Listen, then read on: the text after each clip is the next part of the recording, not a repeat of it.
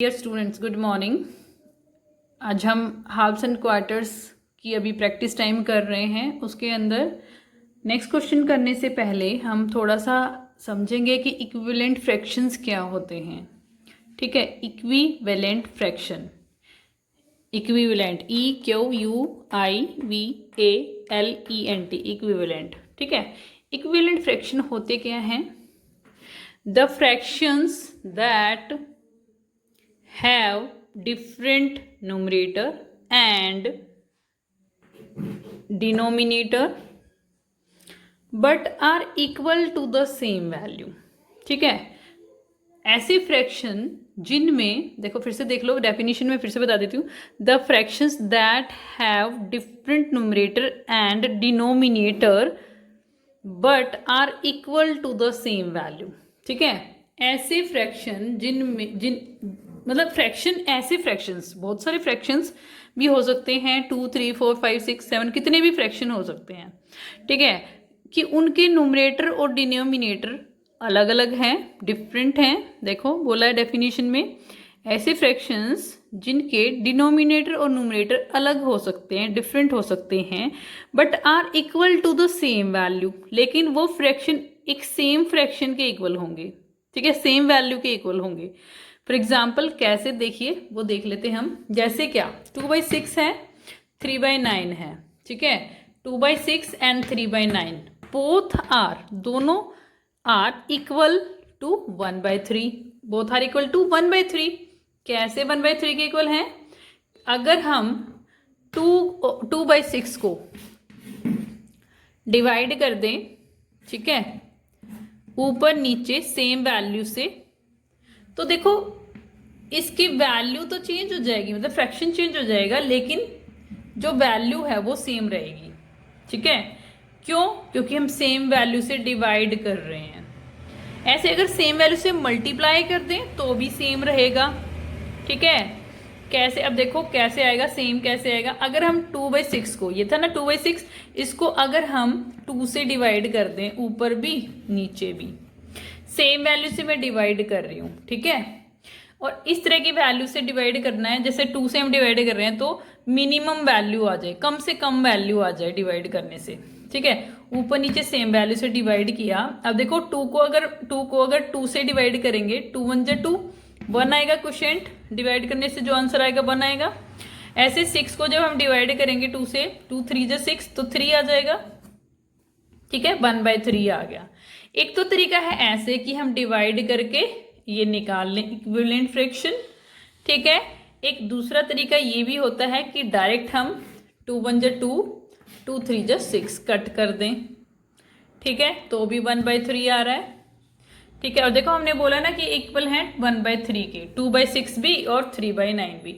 हालांकि देखो अलग अलग लग रहा है कि ये अलग अलग फ्रैक्शन है, लेकिन ये इक्विवेलेंट फ्रैक्शन है। क्यों इक्विवेलेंट है? क्योंकि अगर हम इनको डिवाइड करेंगे तो ये सेम वैल्यू आ जाएगी 1/3 के। ठीक है, 1/3 के।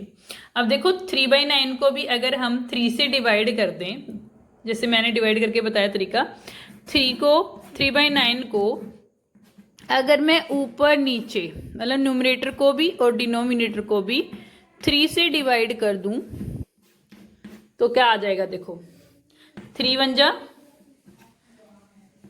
यहाँ पे 1 आ जाएगा, 3 1 जा 3, 3 3 जा 9, 3 आ जाएगा, 1/3 आ गया ना। तो 3/9 का भी 1/3 आ गया और 2/6 का भी 1/3 आ गया। ठीक है, ऐसे इसको हम भी कट भी कर सकते हैं, मतलब दूसरा तरीका कट करने वाला, 3 1 जा 3, 3 3 जा 9, तो अभी 1/3 आ रहा है। ठीक है, तो दोनों ही वैल्यू किसके इक्वल हैं? 1/3 के हैं। तो ये इक्विवेलेंट फ्रैक्शन है। ठीक है, और एग्जाम्पल मैं आपको बता देती हूँ इक्विवेलेंट फ्रैक्शन के। ये 2/6 था और ये 3/9 था। और कौन कौन से एग्जाम्पल हो सकते हैं? अब देखो, जैसे 2/4 है, इक्वल होगा 3/6 के, इक्वल होगा 4/8 के। क्यों होंगे? देखो वही, अगर मैं इसको कट कर दूं, 2 1 जा 2, 2 2 जा 4, 1/2 आ रहा है। ठीक है, और ये भी 3 1 जा 3, 3 2 जा 6, 1/2 के आ रहा है, 4 1 जा 4, 4 2 जा 8, 1/2 के आ रहा है। यानी कि सारी वैल्यूज किसके इक्वल हैं, 1/2 के इक्वल हैं, 1/2 के हैं। ठीक है, या तो हम क्या करते हैं, ऐसे कट करके देख लें, या फिर हम डिवाइड करते हैं। ठीक है, डिवाइड भी कर सकते हैं। तो ये सारी वैल्यू 1/2 के हैं, यानी कि 2/4, 3/6, 4/8 ये सारे इक्विवेलेंट फ्रैक्शन है। किसके इक्वल हैं, 1/2 के। अलग अलग हैं फ्रैक्शन, देखो फ्रैक्शन अलग अलग थे लेकिन डिफरेंट थे। न्यूमरेटर और डिनोमिनेटर सबके अलग अलग हैं। यहाँ पे 2 है न्यूमरेटर, यहाँ पे 3 है, यहाँ पे 4 है। डिनोमिनेटर यहाँ पे 4 है, 6 है, 8 है, सबके अलग अलग हैं, लेकिन ये एक इक्वल वैल्यू के इक्वल हैं। ठीक है, सेम वैल्यू के इक्वल हैं, सेम वैल्यू के इक्वल हैं। तो ये इक्विवेलेंट फ्रैक्शन है। और एग्जांपल देखो, अगर मैं ले लूँ 2/8, 3/12, 4/16, 1/4 के इक्वल होंगे ये सारे। क्यों होंगे, देखो 2 4 जा 8, 1/4 आ जाएगा, है ना। 3 1 जा 3, 3 4 जा 12। मतलब क्या, अगर मैं इसको डिवाइड कर दूँ, इसको 2/8 को किससे डिवाइड कर दूँ, 2 से, ऊपर नीचे, तो ये क्या आ जाएगा, 1/4, क्योंकि 2 1 जा 2 और 2 4 जा 8, 1/4 आ जाएगा। इसी तरह से 3/12 को भी अगर हम 3 से ऊपर भी नीचे भी मैं 3 से डिवाइड कर दूं, तो ये कितना आ जाएगा, 3 1 जा 3, 3 4 जा 12, 1/4 आ जाएगा। इसी तरह से 4/16 को भी 4 से डिवाइड करने से ऊपर 4 1 जा 4, 1 आ जाएगा, नीचे 4 4 जा 16, 1/4 आ जाएगा। तो ये भी इक्विवेलेंट फ्रैक्शन है। तो ये है इक्विवेलेंट फ्रैक्शंस। ठीक है, इक्विवेलेंट फ्रैक्शंस। अब क्वेश्चन देखिए इक्विवेलेंट फ्रैक्शन का। Change the following into equivalent fractions having denominator 18। ठीक है, डिनोमिनेटर यानी कि नीचे वाला। ठीक है, न्यूमरेटर होता है ऊपर की वैल्यू फ्रैक्शन के अंदर, ठीक है, और नीचे वाला डिनोमिनेटर कहलाता है। अब ये कह रहे हैं कि ये जो है ना वैल्यूज, इनको इक्विवेलेंट फ्रैक्शन में चेंज करना है, और जो डिनोमिनेटर है वो 18 होना चाहिए। ठीक है, डिनोमिनेटर 18 होना चाहिए, यानी कि नीचे वाली वैल्यू 18 होनी चाहिए। अब देखो 2/3 है, इसका हमें क्या बनाना है, इक्विवेलेंट फ्रैक्शन। अब हमें ये देखना है कि डिनोमिनेटर को 18 बनाना है पहले तो। ठीक है, अब हमें ये देखना है कि जो नीचे है डिनोमिनेटर वो 3 है। अब 3 के टेबल में 18 किस डिजिट पे, किस नंबर पे आता है, 6 पे आता है। 3 6 जा 18, है ना। यानी कि हमें क्या करना पड़ेगा, ऊपर नीचे दोनों जगह, ठीक है, 2/3 को ऊपर भी 6 से मल्टीप्लाई करना पड़ेगा, नीचे भी। ठीक है, मैंने बताया था पहले भी कि इक्विवेलेंट फ्रैक्शंस बनाने के लिए या तो हम मल्टीप्लाई करते हैं या फिर डिवाइड करते हैं। ठीक है, अब जब मैंने बताया था कि डिवाइड करने वाला तरीका बताया था, अब हम मल्टीप्लाई करने वाला सीख रहे हैं। देखो अब इसमें हम इक्वल बनाने हैं। ठीक है, इक्वल ही रहेंगी वो वैल्यू, चाहे हम मल्टीप्लाई करें चाहे डिवाइड करें। ठीक है, क्योंकि अगर हम फिर से 6 से डिवाइड कर देंगे तो 2/3 आ जाएगा फिर से उस वैल्यू का।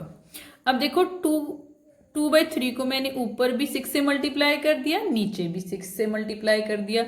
जब मैं ऊपर 6 से मल्टीप्लाई कर रही हूं तो 2 6 जा 12 और नीचे 3 6 जा 18 आ गया। यानी कि जो वैल्यू आई वो क्या, अब देखो नीचे तो मेरा आ गया डिनोमिनेटर 18 और ऊपर लेकिन अलग है। क्यों है अलग, क्योंकि ऊपर पहले भी अलग ही थी और 6 से दोनों जगह मल्टीप्लाई किया। सेम वैल्यू से अगर मल्टीप्लाई करते हैं, डिवाइड करते हैं, तो वो वैल्यू सेम ही रहती है। ठीक है, तो 12/18 इसका इक्विवेलेंट फ्रैक्शन आ गया 2/3 का। ठीक है, अब यहाँ पे थोड़ा स्पेस कम है तो हम इसको रफ में करके देख सकते हैं और फिर आंसर यहाँ लिख सकते हैं। ठीक है, 2/3 का इक्विवेलेंट फ्रैक्शन जिसमें 18 हो, क्या बनेगा, 3 6 जा 18, है ना। 6 से मल्टीप्लाई किया मैंने नीचे, तभी तो 18 आया। तो यानी कि मैं 2 को भी 6 से मल्टीप्लाई करूंगी 2 6 12, ठीक है। तो ऊपर 12 आ गया, नीचे 18 आ गया। उसके बाद देखो 5/9, अब 9 की टेबल में 18 कहाँ आता है, 2 पे आता है, 9 2 जा 18।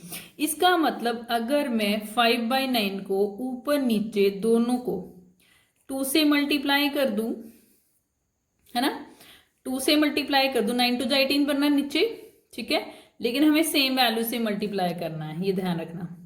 तो 5 2 जा 10 और 9 2 जा 18, यानी कि 10/18 आंसर आ गया, ठीक है। वैसे हमें ये पेपर में करके दिखाना पड़ता है एग्जाम में, यहाँ पे तो क्योंकि जगह नहीं है तो हम दिखा नहीं पा रहे हैं। उसके बाद देखो नीचे अब 45 और 54 है। अब देखो हमें मल्टीप्लाई नहीं करना है क्योंकि देखो 18 हमें डिनोमिनेटर चाहिए, है ना, 18 हमें डिनोमिनेटर चाहिए। अब हमें क्या करना पड़ेगा, इसको डिवाइड करके देखेंगे हम। अब देखो 45 और 54, है ना, अब देखो 3 की टेबल में या 18 की टेबल में देखना पड़ेगा हमें। 18 की टेबल अगर आती है तो वेरी गुड, 18 की टेबल भी देख सकते हैं, या फिर हमें पहले डिवाइड कर करके देखना पड़ेगा कि 2 से डिवाइड करो, फिर 3 से डिवाइड करो, 4 से डिवाइड करो, कर करके देखना पड़ेगा कि किस टेबल में 54 और 45 दोनों कट रहे हैं। कट रहेगा मतलब दोनों डिवाइड हो रहे हैं। अब देखो वैसे ये 3 से डिवाइड हो रहे हैं, 45 और 54 दोनों ही 3 से डिवाइड हो रहे हैं, ठीक है, और 18 भी आ जाएगा 3 की टेबल में 54 को अगर हम कट करेंगे तो। या तो एक तरीका ये है, या फिर हमसे पूछा है ना डिनोमिनेटर 18 होना चाहिए, तो क्या करेंगे हम 18 की टेबल में देखेंगे कि 54 कहाँ आता है, ठीक है, तो 18 3 जा 54 होता है, तो यानी कि 3 से डिवाइड करेंगे। अगर 18 न्यूमरेटर बनाना, डिनोमिनेटर बनाना है तो 18 की टेबल को पढ़ के देखो, 18 3 जा पे जा रहा है, 54 है ना, 54 3 पे आ रहा है, तो 3 से डिवाइड करेंगे। एक तरीका ये है, या फिर डिवाइड कर करके देखेंगे, यानी कि हम 50 इसको दोनों को 45/54 को ऊपर भी 3 से डिवाइड, नीचे भी 3 से डिवाइड करूंगी, ठीक है। आप ये डिवीजन का रफ में करके देख सकते हैं अगर किसी को डायरेक्ट नहीं आती है तो। अब जब मैं 45 को 3 से डिवाइड करूंगी, ये रफ में डिवाइड करके देख लेना, मैं डायरेक्ट बता रही हूँ, 3 से डिवाइड जब 45 को करेंगे तो 15 आ जाएगा, क्योंकि 3 में 3, 3 5 15, ठीक है, 15 आ गया। ऐसे ही अगर 3 से मैं 54 को डिवाइड करूंगी तो मेरा 18 आएगा, 3 1 3, ठीक है, 2 बचेगा रिमाइंडर, और फिर 24 हो जाएगा, फिर 3 8 जा 24 हो जाएगा, यानी कि 18। ये डिवाइड करके अलग से सेपरेट में डिवाइड करके देखना रफ काम में, तो ये आ जाएगा 15/18, ठीक है। आई होप समझ में आ गया होगा। उसके बाद देखिए 7/9 है, इसको भी हमें वही 18 नीचे 18 बनाना है, डिनोमिनेटर को 18 बनाना है। फिर से देखो 9 की टेबल में 18 कहाँ आता है, 2 पे आता है, यानी कि ऊपर नीचे दोनों जगह हमें 2 से ही मल्टीप्लाई करना है। 7/9 को दोनों को ऊपर नीचे 2 से मल्टीप्लाई करेंगे तो 7 2 जा 14, 9 2 जा 18, यानी कि आंसर क्या आ गया 14/18, ठीक है। उसके बाद देखो 22 और 36 है।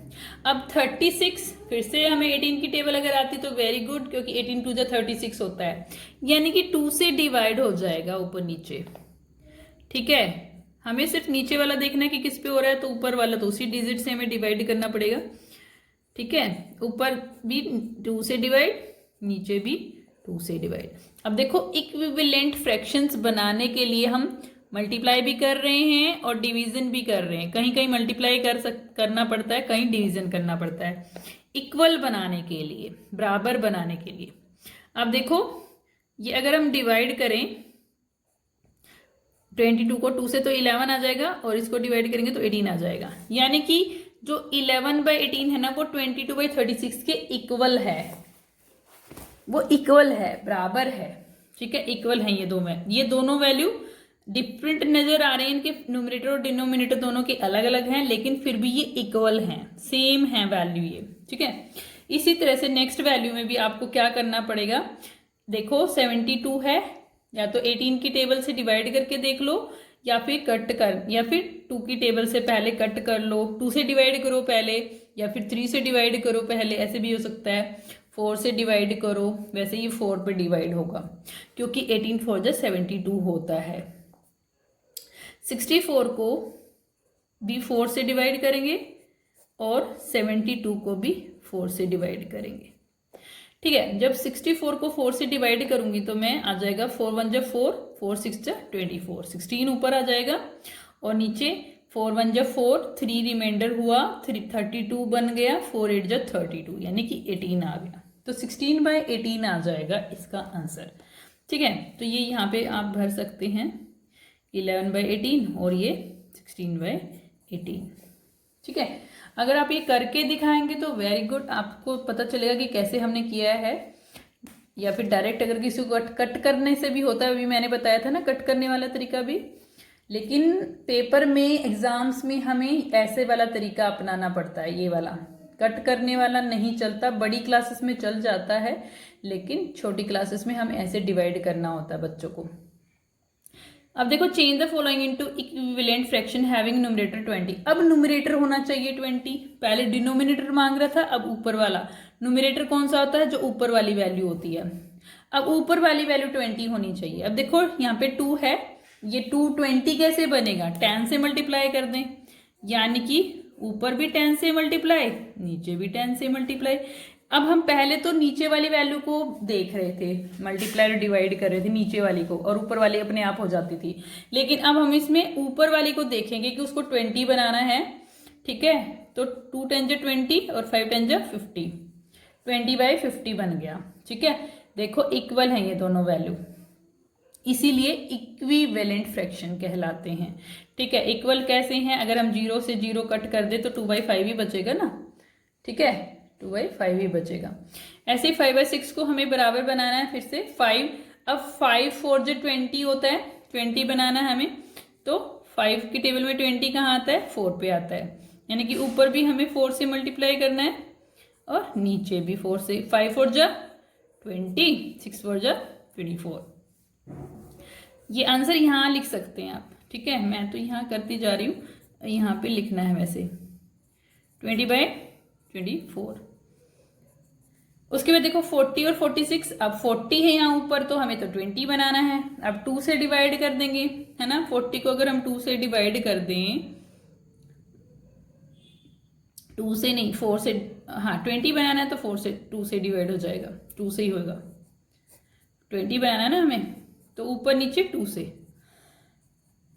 40 को जब हम डिवाइड कर रहे हैं 2 से, तो 20 आ रहा है ऊपर। ठीक है, क्योंकि 2 2 जा 4 और 0 तो बचता है। ठीक है, उसके बाद ये अगर 46 को हम 2 से डिवाइड करेंगे तो 23 आ जाएगा, यानी कि 20/23। अपॉन का मतलब नीचे, बाय का मतलब भी नीचे। जब मैं बोलती हूँ 20/23 तो इसका मतलब मैं बोल रही होती कि ऊपर 20 नीचे 23, और अपॉन का मतलब भी नीचे, कि ऊपर 20 नीचे 23। ओके, अब आप ये जैसे मैंने डिवीजन यहाँ पे डायरेक्ट कर दिया, आप डिवीजन ऐसे करके देख सकते हैं कि 46 को जब हम 2 से डिवाइड कर रहे हैं तो कितना आ रहा है, तो वो 23 आएगा। यहाँ पे 23 आएगा, और ये वैल्यू जो आती है ना, क्वोशिएंट जो आता है, वो यहाँ पे लिखा जाता है।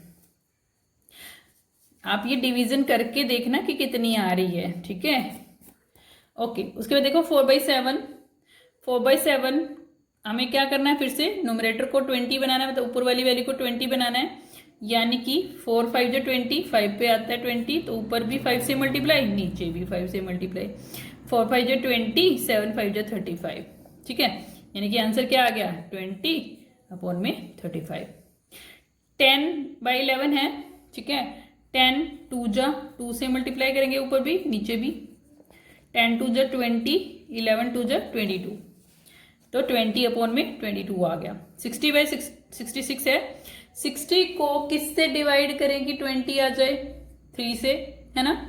3 से डिवाइड करेंगे, 3 से डिवाइड किया मैंने ऊपर भी और नीचे भी। क्योंकि देखो 23 जो 60 होता है, तो इसलिए मैंने 3 से डिवाइड किया है ना, क्योंकि 20 बनाना है। ध्यान रखो, इस टेबल से डिवाइड करके देख लो पहले, तो अगर वो जैसे 3 आ रहा है तो 3 से ही डिवाइड करना एक्चुअली। तो 60 डिवाइड बाय 3, 3 2 जा 320 जा 60 होता है, ठीक है। इसके बाद ये 322 आ जाएगा डिवाइड करके, यानी कि 20/22 आ गया, ठीक है। ये भी इक्वल है, वैल्यू इक्वल है, तभी तो डिवीजन सेम वैल्यू से डिवाइड होके ये आ रहा है, इक्वल है। और अगर हमें दोबारा से अगर इसको 3 से मैं मल्टीप्लाई कर दूं तो यही वैल्यू आ जाएगी, ठीक है। तो ये इक्विवेलेंट फ्रैक्शंस हैं। उसके बाद देखो next question, answer the following. Write a fractional number, एक फ्रैक्शनल नंबर लिखना है whose numerator is 3 and denominator is 5, ठीक है। एक ऐसा फ्रैक्शनल नंबर जिसका न्यूमरेटर मतलब ऊपर वाली वैल्यू 3 है और नीचे वाली 5 है। आंसर आ गया, यही है फ्रैक्शनल, वही है ये फ्रैक्शनल नंबर। उसके बाद write a fractional number whose denominator is 8, denominator का मतलब नीचे वाली वैल्यू, एंड न्यूमरेटर इज 5 यानी कि ऊपर वाली वैल्यू, तो ये आंसर आ जाएगा। Write a fractional number whose numerator is 7 and denominator is 17, numerator का मतलब ऊपर वाली वैल्यू 7, डिनोमिनेटर का मतलब नीचे वाली वैल्यू, ठीक है। तो 7/17 आ गया answer. Write a fractional number whose numerator is 11, numerator ऊपर वाली वैल्यू, डिनोमिनेटर 17 मतलब नीचे वाली वैल्यू, ठीक है। Write a fractional number whose numerator is 7 and denominator is 10, numerator ऊपर वाली वैल्यू, डिनोमिनेटर नीचे वाली वैल्यू, 7/10 आंसर आ गया, ठीक है। तो ये हमें करने हैं, ओके। ये 10th क्वेश्चन मैं अभी छोड़ रही हूँ, नेक्स्ट क्लास में बताऊंगी मैं। 11th क्वेश्चन कर लेते हैं, ये इक्विवेलेंट फ्रैक्शन पे ही बेस्ड है, क्योंकि देखो complete the picture using equivalent fraction in small circles, ठीक है। जो छोटे छोटे सर्कल्स दिए हैं हमें, इनके 1/2 के इक्विवेलेंट फ्रैक्शंस लिखने हैं। अब 1/2 के इक्विवेलेंट फ्रैक्शन कैसे हो सकते हैं, देखो 1 को मैं 2 से मल्टीप्लाई कर दूं, ऊपर भी नीचे भी, ठीक है। 1 को भी और 2 को भी, 2 से दोनों को 2 से कर रही हूँ, ठीक है। तो 1 को 2 से करूंगी तो 2 1 2 यानी कि ऊपर 2 आ जाएगा, नीचे भी मैं 2 से मल्टीप्लाई कर रही हूँ तो 2 2 4 यानी कि 4 आ जाएगा, 2/4 आ गया। ऐसे ही इसको मैं अगर ऊपर वाले को 3 से कर रही हूँ तो नीचे वाले को भी 3 से कर दूंगी, तो 3 1 3, 3 2 6, ऐसे 4 1 4, 4 2 8, ऊपर भी नीचे भी सेम वैल्यू से मल्टीप्लाई कर रही हूँ, ध्यान रखना। डिवाइड भी जब करते हैं तो सेम वैल्यू से करते हैं इक्विवेलेंट फ्रैक्शंस बनाने के लिए, और मल्टीप्लाई करते हैं तो भी सेम वैल्यू से ऊपर नीचे दोनों जगह सेम वैल्यू से मल्टीप्लाई करते हैं। 5 1 5, 5 2 10, ठीक है। तभी तो इक्वल रहते हैं, क्योंकि हम सेम वैल्यू से करते हैं। 6 1 6, 6 2 12, मतलब क्या अगर हम फिर से इनको काट देंगे तो 1/2 ही आ जाएगा। फिर यहाँ पे 7 1 7, 7 2 14, कितने भी बन सकते हैं, करते चले जाओ। 8 1 8, 8 2 16, तो 8/16 आ जाएगा, ठीक है। इसी तरह से देखो 3/4 का बनाना है हमें, ठीक है। अब मैं क्या करूं, पहले 2 से कर दूं ऊपर नीचे, 3 2 6, 4 2 8, फिर 3 से कर दूं, 3 3 9, ठीक है। 3 4 12, 9/12, 4 से कर दूं ऊपर नीचे, 4 3 12, 4 4 16, 12/16, ऊपर नीचे 5 से कर दूं, 5 3 15 और 5 4 20, 15/20, 6 से कर दूं, 6 3 18 और 6 4 24, 18/24, 7 से कर दूं, 7 3 21, 7 4 28, सेम आ गए। मतलब ये सारे इक्वल फ्रैक्शन हैं, इक्विवेलेंट हैं, इक्वल हैं। क्यों इक्वल हैं बता चुकी हूं कि अगर इनको कट कर दें या फिर डिवाइड कर दें तो यही आ जाएगा, आखिर में 3/4 आ जाएगा। ऐसे 1/3 के आपको बनाने हैं, खुद से बनाना। ऊपर नीचे पहले 2 से मल्टीप्लाई कर दो, ऊपर नीचे फिर 3 से कर दो, फिर 4 से, फिर 5 से, फिर 6 से, 7 से, 8 से, किसी से भी कर सकते हो, लेकिन सेम वैल्यू से मल्टीप्लाई करना है ऊपर नीचे, ठीक है। तो इक्वल फ्रैक्शन आ जाएंगे। इसी तरह से 3/5 का भी बनाना है, खुद ट्राई करना ये क्वेश्चंस। 5/8 का भी खुद ट्राई करना, ठीक है। ओके, बीच में मैंने कुछ क्वेश्चन छोड़े हैं, मैं बाद में कराऊंगी। अब 13 क्वेश्चन पे आ जाओ, पुट टिक मार्क, ठीक है। अब देखो 1/3 इज इक्विवेलेंट टू, अब किसके इक्विवेलेंट है इनमें से, देखो 2/5, 3/4, 2/6। अब ये देखो ये कट नहीं हो रहे, मतलब डिवाइड नहीं हो रहे ना, तो 2 और 5 जो हैं किसी की वैल्यू सेम वैल्यू, मतलब जो सेम नंबर है उसकी टेबल में नहीं आते हैं, ठीक है। ऐसे 3/4 भी नहीं आता, मतलब ये मिनिमम फ्रैक्शन लिखे हैं। मिनिमम मतलब इनको और कट नहीं कर सकते हम, और डिवाइड नहीं कर सकते हम, ठीक है। सबसे छोटी वैल्यू यही है।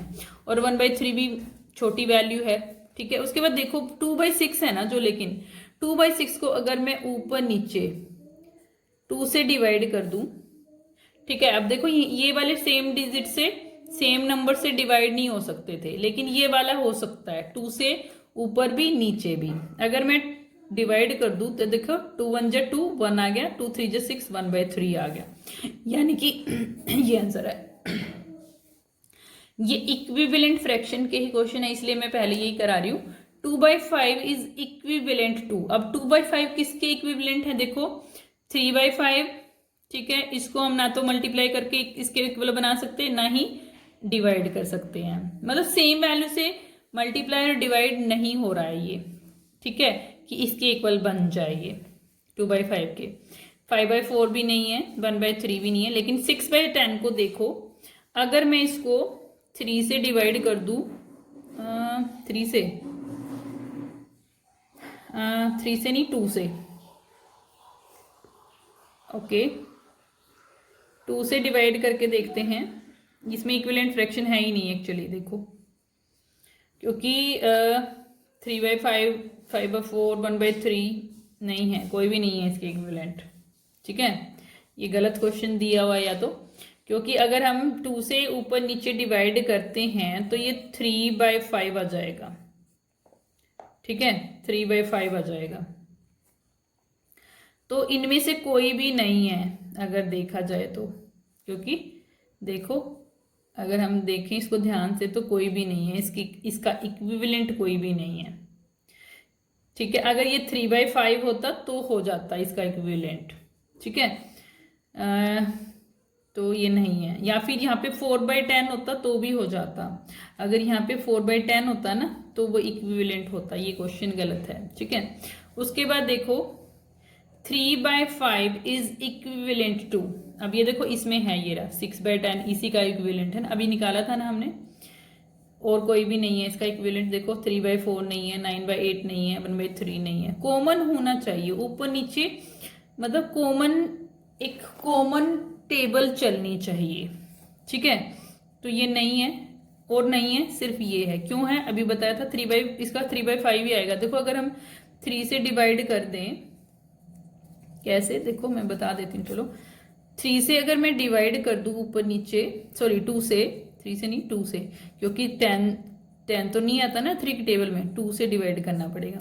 2 3 जा 6, ठीक है, यानी कि ऊपर 3 आया, जगह की कमी है यहाँ थोड़ा।